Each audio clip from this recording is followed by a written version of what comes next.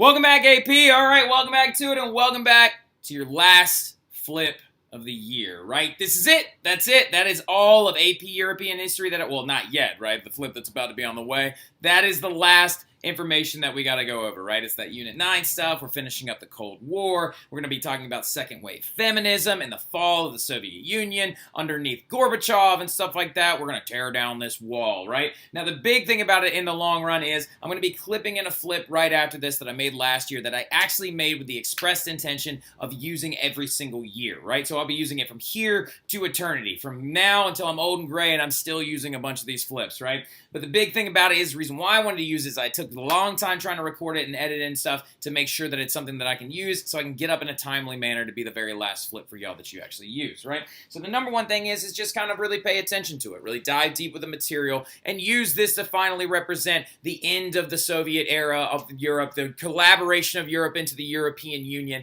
second wave feminism, and a bunch of other really, really important facets like the destruction of the Berlin Wall, right? So another big thing that I need to tell you really, really quick is after you watch this flip, hang around for a second because I got something very important that I need to tell y'all, right? So why don't y'all go ahead and watch this flip, and I'll see y'all here in a few, all right? But let's get after it, shall we? So we talked about the Cold War in the last flip. We talked about spies, the Rosenbergs. We talked about the Marshall Plan. We talked about the superpowers rising up. We talked about a lot of different stuff, right? We talked about de-Stalinization under Khrushchev. We also talked about the building of the Berlin Wall, the division of Europe, right? The extension of the Soviet Union into the Eastern Bloc, Warsaw Pact, NATO, talked about all that stuff, right? There was a couple of last little major events outside the hot wars that we talked about, which was the Korean War, the Vietnam War, things like that, and a couple of other major key events. To throw in there is like the Cuban Missile Crisis, right? The Cuban Missile Crisis was a huge thing. I talked about it a little bit in class the other day when I was talking about how Khrushchev is going to store a bunch of nuclear missiles inside of Cuba following Cuba's communist revolution that was supported directly by the Soviets. Because remember, the Soviets are all about growing their influence and trying to gobble up some of those third world countries that they think they can grab onto and turn them into a second world country, a communist controlled country, right? And so Fidel Castro agrees to allow Nikita Khrushchev to store nuclear armaments inside of Cuba. And why is that scary for the Americans? Because Cuba is only 90 miles off the coast of Florida, which means that Cuba would put them within nuclear ballistic striking distance of major targets inside of the United States. One of them actually might end up becoming a state. One of them was Washington, D.C. Now, also going forward, though, and they did this because the Americans had missiles stored in Turkey, which is very close to southern Russia, and it meant Russian targets would have been in range of those nuclear weapons, right? So this whole thing's going to end up coming down to a big blockade, a big standoff, and a very, very close roll-up to almost being a hot war from this Cold War between the United States and Russia, right? But what ends up happening is the United States moves their missiles out of Turkey, the Soviets move their missiles out of Cuba, and things going back to being very frosty, right? There was also the space race, right? Space race was discussed by Angelina Murphy in class as well. The Russians got Sputnik up there, and a dog, and a guy, and his name was Yuri Gaganovich, or Yuri Gragar. All right, so but they get that guy up there, and then the Russians and the U.S. enter into this space race where they're trying to see who can orbit the Earth first, America. Who can get to orbit the moon first, America. Who can step onto the moon first, America. So, the big thing, though, going forward, though, is the space race was big, and a lot of the space race stuff happened during the reign of this guy, right? So, following Nikita Khrushchev, you're going to see the rise of this guy named Brezhnev, right? And he's Leonid Brezhnev, right? So Leonid Brezhnev is going to be the leader of the Soviet Union during the latter half of the 1960s, most of the 1970s, and I believe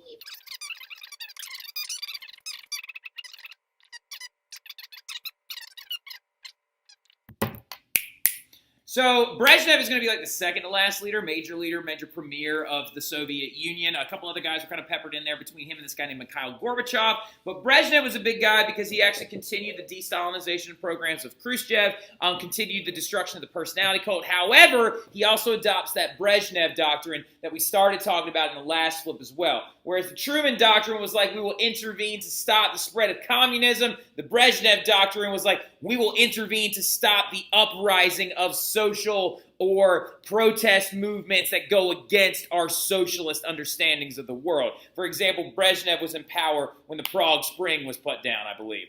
Brezhnev was in power whenever the quelling of the Chechenian crisis comes up. Actually, that might have been Gorbachev that was in charge of that one. All right, so now look. But the big thing about it, though, is while all this dissension and scary stuff is bubbling up in the East, you also had some major trends going on in Western Europe during this time period. And one of them includes second wave feminism, right? So I know some of you are like, yeah, let's go. Now look, so check this out though. So first wave feminism, if there's a second wave, there's got to be a first wave, right? So let's delineate the difference between first wave feminism and second wave feminism, right? First wave feminism focused on political rights and suffrage, right? It focused on the ideas behind,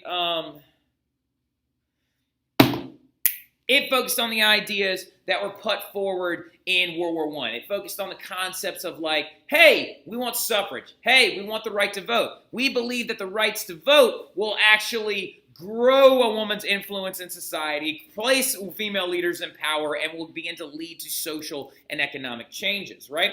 And these things did happen in the sense of suffrage began to roll out through many countries, right? And the roots of the women's suffrage movement in the first wave goes all the way back to the late 1800s with the changing of the family, the more involved, like, woman that is now working a job and getting out of, like, this entire traditional role. And a lot of that is going to be because of the laboring women of the labor aristocracy and the lower classes, as well as lower middle class laboring women, right? Now, women's suffrage is going to catch on almost immediately after World War I. Britain's going to do it in 1917, sort of. Britain did it for women over 30, whereas men in Britain could vote at 21, which was really stupid. But still, the United States is going to do it in 1919. Germany and Austria are going to do it in 1918. And the rest of the West is going to follow, except for France. France didn't legalize women to vote until 1945. How weird is that? So, like, and also just like, dude. Like, 30 years late? Come on now. Like, so now, anyway, but big thing, though, is that things didn't change. Things didn't change as much as the women wanted to, right? They didn't change as much as women were still heavily excluded from certain things. Economic and social status didn't change as much as they wanted it to with the adoption of voting. So second wave feminism comes out following World War II. That focuses on enhancing the political and social power of women. It focuses on the idea of creating a smaller gap in wage earning. It focuses on the idea of getting women involved in professions like law, academia, medicine, because many of them were still heavily excluded from those fields, right? And with second wave feminism, you're going to see some second wave feminist figures pop up, including Simone de Beauvoir, right? Simone de Beauvoir wrote a very famous book known as The Second Sex, right? She's kind of the opposite, or not the opposite, but she's the contemporary, the European contemporary, so like your Betty Friedan's, right? So who wrote The Feminine Mystique that you'll talk about next year in APUS. Now, the interesting thing, though, Simone de Beauvoir wrote in The Second Sex basically saying that women are the secondary sex as viewed by society. Women are being viewed as this like later sex, this lesser than, and things like that. And this book was considered a very, very eye-opening tone for a lot of people. So women began to stand up for their rights and try to insert themselves more into society and try to close those economic barriers, right? Well, no, to get rid of those economic barriers, right? And so you're going to see some major effects pop up in Western Europe following second wave feminism. You're going to see a rise in divorce rates because women are going to begin to choose to remove themselves from chaotic relationships, chaotic homes, and actually exit the home and also be able to be in power of their own identity. You're going to see a rise in birth control, right, where women are going to actually begin to start choosing when they want to have a family. You're also going to see a rise in female leaders that are going to start popping up. And one of those female leaders that a lot of second wave feminists led to is like Margaret Thatcher. Oh, sweet irony. All right, so now like the ironic part about the funny ironic part about like second wave feminism leading to the growth of female leaders is that this female leader was not liberal at all. So like you have to understand is that feminism was seen as a very liberalist idea. Second wave feminists would say, oh, we're trying to vote for the liberal side of the ticket. Usually most feminists would be considered on your left wing, whereas ironically enough, Margaret Thatcher is a right-wing politician, right? Thatcher was a conservative prime minister and a leader of the Conservative Party in Great Britain. For any of y'all that watch The Crown, she's a very, very big figure in some of the later seasons, and this is actually her with the Queen of England right there. But this is what she actually looked like in real life. She had a very raspy voice, and she talked like this, and she would give these intense press conferences saying that people needed to pull themselves up by their bootstraps and get after it and blah, blah, blah, blah, blah. And she also was considered the Iron Lady, is what a lot of people refer to her as, old Margaret Thatcher, right? So, and she was in charge from about 1979 to 1990, and it's just kind of an interesting juxtaposition to be like, hey, you're going to see the rise of female leaders, but one of the most prominent female leaders in European history was actually really conservative. And so now don't get that confused, though, okay? Don't get that too confused, but you are going to see also a rise in this idea of Thatcherism, right? And Thatcherism is going to kind of redefine what a conservative is in Western Europe, right, post-World War II. Conservatives are going to begin to look a lot different. Conservatives are going to begin to be more socially conservative, right, trying to stop the advance of divorce rates and, like different ideas that second-wave feminists had, put out there. They're going to try and provide, this idea of reinforcing the traditional family values and things like that. You're also going to see social conservatives under Thatcher become anti-labor union, right? There was this thing called the Winter of Discontent that actually occurred in the late 1970s and into the 1980s in Europe, where the privatization of some specific state-run sources is going to happen. For example, and what that is economic liberalism. Now, don't get this messed up. She was conservative, but believed in economic liberalism, right? So it's kind of like a libertarian kind of construct in the word. She wasn't saying economic liberalism as being more liberal, economic liberalism as in certain state-run things like coal mining, water sources, postal services need to be privatized to create competition, to create more jobs and things like that, which actually it does have a lot of merits in economic understanding and things like that, actually, to be completely honest. Now, economic liberalism, though, is going to be a big Thatcherist idea. Anti-labor union, prevent them from being able to organize and slow down production. Social conservatism. But another big thing that pops up under Thatcherism is this idea of Euroscepticism. This idea of being very critical of European integration, can the Brits trust the French? Do we have the same ideas? Can the Irish trust the British? Are we really truly independent, right? So without Northern Ireland. Can we do these things together? So Thatcherism and the rise of this new kind of conservative that's actually kind of popping up in Western Europe post-World War II is going to be a very Eurosceptic thing. And you could actually see this, of course, recently with Brexit. We'll bring Brexit up again here in a minute. Now, self-determination, though, is another big thing as well, because it's going to lead to something very surprising, all right? So self-determination was the idea that created new countries following World War I. So going all the way back to our funny little thing that happened today in class during our review game when somebody, I think it was Malaya, buzzed in, she said, Treaty of Versailles and the League of Nations. Well, no, the League of Nations was established by, drumroll please, the 14 points that were issued by Woodrow Wilson, right? So Woodrow Wilson issues the 14 points, okay? And in the 14 points, he advocates for this idea called self-determination, right? Self-determination is the concept that if enough people of a certain ethnic class and a certain culture or a certain national identity get together and decide that they want their own country, they should be allowed to have that. So you're going to see self-determination grow post-World War I and even going into World War II with the creation of countries like Yugoslavia, Czechoslovakia, Poland, etc., right? But the ideas of self-determination then spread immediately to many of the colonies, right? For example, many colonials and many colonial people have been rebelling against European influence during World War II. One of the most famous figures is, of course, Mohandas Gandhi, right? Or Mahatma Gandhi. Now, Gandhi is a very interesting figure because he's very politically debated now. He did certain things well, didn't do certain other things well, so we won't get too far or too deep into him. But the big thing, though, is that his peaceful retaliations against British intervention and British rule is going to be a very, very big thing that's going to kind of sway and really change the tides of these colonies and their autonomy. So many of these colonies, most colonies, if not all of them pretty much, began a process of decolonization, where most of these European countries like Great Britain and France and many other powers had to give their colonies back, right? They had to give them up. The British had to give back India. The British gave back a lot of their African colonies. West Africa becomes an independent area under the French, or because the French give those colonies up, right?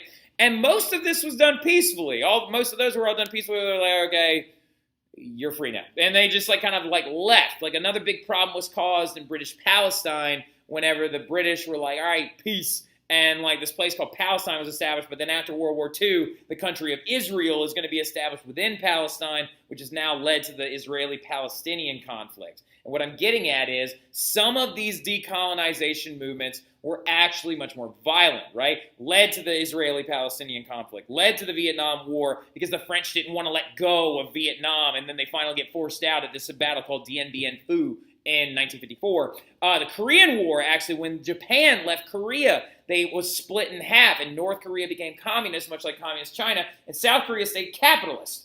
And so the Korean War is going to happen because nobody actually efficiently decolonized that area, right? So you're going to see the rise in some violence. Some colonies are going to be given up peacefully. Some are going to be a little bit more violent. Now, speaking of violence, all right, so speaking of violence, the big thing about in decolonization, nationalism was also on another weird upswing during the post-World War II era. So going out of the 40s, going into the 50s, into the 60s, and the 70s, the 80s, the 90s, you're going to see nationalism have a really different rebirth, where some of these ethnic minorities are going to begin to demand some of their own autonomous states, right? So, for example, there's a lot of different ones. Like Ireland, for example. Ireland is going to see the rise and the creation of this thing called the IRA, which is the Irish Republican Army, right? Which is this kind of dubbed by some as a terrorist organization, dubbed by some as a liberation front. They are going to demand that Northern Ireland be liberated from British control and become a part of the newly formed Ireland nation. They're going to use very, very drastic tactics, including improvised explosive devices, attacks on certain civilian groups, attacks on politicians, and it's going to lead to a lot of very chaotic things going on because these Irish people are like, we are an ethnic minority, and we are an Irish group, we deserve our Irish country, and Northern Ireland should be a part of us, right? Whereas even to this day, Northern Ireland is not, okay? So, but we also talked about this as home rule with the Ulster Pact and things like that going on before World War I. Now, this led to events like Bloody Sunday that occurred in Ireland, right? There was Bloody Sunday in Russia. There was also Bloody Sunday in Ireland. And the Bloody Sunday in Ireland happened in the late 1970s, I believe. So let me double check that so I don't sound like I'm speaking out of the left side of my face. Bloody Sunday, Ireland. 1972. Man, I thought it was 1979. Now, anyway, but in 1972, a lot of people showed up to protest imprisonment without cause, and the British forces are going to open fire on them, killing a number of civilians, right? So minorities in Yugoslavia are going to also begin to demand their autonomous states because there are groups like, for example, Bosnian Muslims that did not feel supported by the new Yugoslavic state, and that's going to lead to a very terrifying thing known as ethnic cleansing. So you saw a lot of anti-nationalist violence on people as well, and the country of Yugoslavia doesn't even exist anymore because in the 1990s it broke apart, right? So into the countries you now know of, Albania, Montenegro, Kosovo, Serbia, Bosnia, and Croatia, right? So now, also, you're going to see the Chechenian crisis, where the Chechenians, which are a mostly Muslim minority that existed in southern Russia, demanded to become autonomous, demanded to become a free country, but the Russians came in and suppressed that uprising with violence, right? So the demands of some of these ethnic minorities to have their own autonomous countries will be suppressed violently, and the big violent ones are, of course, Ireland, Yugoslavia, and Chechnya. Now, going forward also, though, in the background of all of this, you've also got the fall of communism, right? So communism has not been faring well since Brezhnev. Brezhnev's having a rough time. The big thing, though, is that the fall of communism coincides with a very important figure. It coincides with the election and appointment of the last premier, well, not technically the last premier, but like the last major premier of the USSR, Mikhail Gorbachev, right? Or Gorbachev. Gorbachev is how Reagan said it all the time. This is Mikhail Gorbachev, and it's always been a running joke that his birthmark looks like Russia. It kind of does, actually, if you zoom in a little bit. Like, this looks like the Siberian area of Russia, and looks like it's going back that way. Now, anyway, but Mikhail Gorbachev did a very, very large attempt to try and make Russia a more liberal and real-world leaning state, which led to the destruction of the Soviet Union. Now, the biggest thing about Mikhail Gorbachev is he is going to adopt three huge policies, right? One is called glasnost. The other is called perestroika, okay? Now, it's actually glasnost, but so like glasnost, perestroika, and the destruction of the Brezhnev Doctrine, right? So when Mikhail Gorbachev comes in, he wants to create a USSR that exists more like a Western European country in the terms of transparency in the terms of government organization, in the terms of freedom of speech, in the terms of being able to demand certain things from your government. So with glasnost, it's see-through, like glass. Basically what he wanted to do is he wanted to make the Russian government more observable, right? More observable by its people, so the people knew what was going on, and they knew exactly what was happening. For example, right now, you can go on the internet and Google government spending budgets, voting results, things like that, because we have a transparent government, for the most part, in the United States. And that's a see-through thing. That's what Mikhail Gorbachev wanted to establish, is a government that was open. And then also with perestroika, he wanted to create a new structure, right? Structure. He wanted to create a new structure that would integrate more capitalist ideas. He wanted to actually allow people to criticize their government and also restructure the government to have different houses and different voting practices, right? And he's also going to do away with the Brezhnev Doctrine. Now, really quickly, though, the glasnost one, in coupling with perestroika, led to a just absolute tearing down of the Russian government because so many people had so many things to say. You know what I mean? They were like, oh, this is ridiculous. We've been living under oppression, and this has been happening, and this has been happening, and you destroyed the Hungarian student revolt in 1956, and you crushed the Prague Spring movement. So periodicals begin to lash out at all these different ideas. And so, with that, with the criticism of the government and things like that, the Soviet Union begins to fall to pieces. One of the biggest evidence of this was the fall of this bad boy. This is a very, very famous quote from the President Ronald Reagan, and it went a little something like this. Secretary Gorbachev, if you seek peace, if you seek prosperity for the Soviet Union and Eastern Europe, if you seek liberalization, come here to this gate. Mr. Gorbachev, open this gate.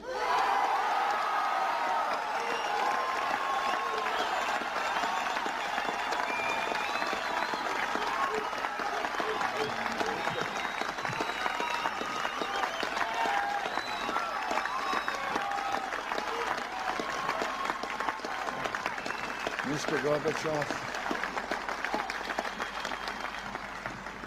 Mr. Gorbachev, tear down this wall.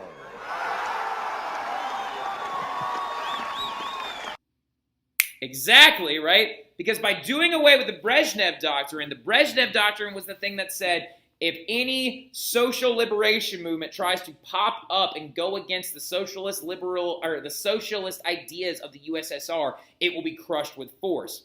Gorbachev did away with this. Since he did away with the ideas of crushing liberation movements by force, who is there to stop the Berlin Wall from getting ripped down, right? No one. That's who. So the Berlin Wall gets torn down by the German citizens on the eastern side of Germany, and Germany becomes a united area again. And with the destruction of this, basically what ends up happening is the Soviet Union is going to fall in 1991, and it's going to turn into the Democratic Russian Federation, right? Or the Russia you know of now. And of course, being led by a president, and their current president is Vladimir Putin, right? So now a democratically elected president, Vladimir Putin, sort of. All right, now anyway, but all this craziness, though, the fall of the Soviet Union, the fall of all these different things, nationalist movements happening by ethnic minorities, Chechens, Bosnians, Irish IRA, all this other crazy stuff, second wave feminism, first wave feminism, Thatcherism, all this stuff's going on, which led to the formation of a peacekeeping organization known as the European Union. All right, so to try and establish major initiatives, the European countries got together and decided to create this organization known as the European Union. And the European Union decided, as a conglomeration of countries, to try and create a more conversive and dynamic European identity, right? To try and create a Europe that is more a systematic bloc rather than autonomous countries one by one, right? Now, they are going to do a lot of different things, right? So the major initiatives and reforms are going to include a singular currency with economic controls, right? A currency that is backed by a conglomerated idea to prevent things like hyperinflation, which led to World War II, right? They actually recently tried to bail out Greece when they were having an economic crisis, right? Free movement of peoples, no passport. That's right, okay? So if we one day, please, end up in Europe, we will have a passport that gets us into the European Union, but then we do not need to get our passport stamped when we move through the European Union, right? For example, I have my passport book, and I've got a lot of stamps from Dusseldorf, Germany, because they have a major airport there. But when I went from Germany to Italy, when I went from Germany to Hungary, I actually didn't have to get my passport book stamped because Hungary is inside the European Union. Even though, ironically enough, surprisingly enough, Hungary doesn't use the euro, which is kind of funny. Now, but also it created a European Parliament, kind of like a secondary UN that had a lawmaking board and lawmaking power. So it created this large conglomeration of states to try and prevent violence and outbursts and outcries and outlash and things like that during the 1990s. And this would be formed, I believe, in 1993. Formation of European Union.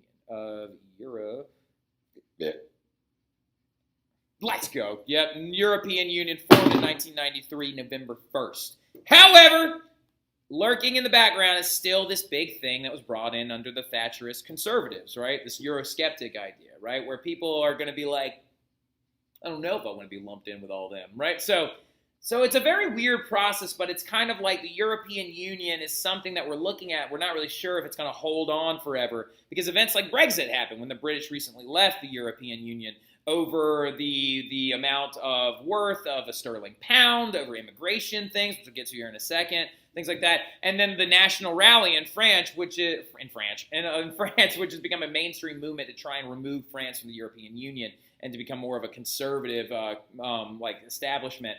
Which is a lot of really weird things, but it's like where the European Union grew and was created, and it's not even 20 years, or it's not even 30 years old yet. You know what I mean? It's like the European Union's younger than me. All right, so the ideas of Euroscepticism are kind of growing right along with it. So it's important to kind of keep that in the back of your mind. And then last but not least, before I send you over that Tom Ritchie video, migration and immigration. So something you need to know is that in the late 1800s, there was a massive amount of immigration from Europe. Huge number of people left Europe and immigrated to places like South America. Massive amount of Italians left Italy, went to places like South America, Central America, and the United States following their unification movement in 1861. And so when they do this and why they do this is because of the division, economically speaking, between the rural southern Italy area and the prominent industrial northern sector of Italy. Many of them left and ran out and moved to places where they believed they would become more economically advantageous. You also had a lot of Irish people who left the UK following the potato famine and immigrated to the United States. Of course, this is the very stereotypical image of the immigrant family pointing towards the Statue of Liberty and their immigration movement to the United States. There's going to be a huge boom in immigration into the United States during the late 1800s, and European migrants are going to begin to seek new homes. 55 million people left Europe in the late 1800s leading up to World War I. It's something you need to store in the back of your mind because it's something we never went over, but it is a very, very prominent theme that happened in the late 1800s. But the modern era issue is not that immigration is going on, it's immigration. People are now coming in. Many European countries are experiencing a massive influx of immigrants from places like Syria, Africa, Asia, Asia Minor, and other areas like that. And so what's happening is Europe is having to decide country to country, along with these Eurosceptic ideas, along with the fact that they're now a giant European Union, of how they want to deal with them. Some countries have thrown their doors open. Many of these countries include places like Germany, for example. They're handling it very differently. Germany has thrown its doors open to Syrian refugees and people fleeing the Syrian conflict, which has led to some violent outcries from some of these Eurosceptics and some hardliners that believe that immigrants shouldn't be allowed into their countries, which is ridiculous. But now, anyway, so many countries choose to handle that differently. This added fuel to that Eurosceptic fire. And it's becoming a very, very, very debated issue going on in Europe to this day. And a lot of it includes refugees. How much are they like where they came from, and are they truly what our country is now, et cetera, et cetera, et cetera. Italy's experiencing a massive amount of African immigration. A lot of different areas are actually experiencing a lot of different things going on. But that is where we're going to stop. That's it, guys. That right there, that's it. Or should I say, welcome back, AP, one last time, right? So that right there is going to wrap up all the content that you need to know going into the AP test this week, right? Going into the AP test on Friday, that right there was Unit 9. Everything you need to know about the Cold War, all that stuff, I'm going to drop down in the description below this one as well. The Heimler video, the Marco learning video, stuff like that you may or may not need to know going into this test, and you'll do just fine. And I wanted to go ahead and give you all a personal shout out as well. that it's been a great year with y'all. I've really, really appreciated getting to know all of y'all. I think the class of 2025 is a very, very underrated group of kids, right? And I think that y'all been working very hard and very diligently this entire time going into this exam. And I just want to say that I appreciate y'all and that it's going to be really, really tough not seeing y'all every other day next year. But I think the big thing about it is I'm excited for y'all to go on into APUS. I'm excited for y'all to potentially come to Europe with us and stuff like that. The number one thing about it, though, is just keep doing what you're doing. Use the skills that you learned in this class and apply it to your next one. And do your best on Friday, right? Because the biggest thing about it is that is all you can do, right? You can do your best, try your best. And even if you don't come out with a score that you necessarily want, that's okay, because that does not judge all the hard work that y'all have done this entire year. I'm going to really, really enjoy seeing y'all around the hallway. And remember, if you ever need any help with U.S. history next year, you can always come and see me. I'll be right down the hall, okay? So it's been a pleasure. I'll see y'all soon. Y'all have a good one.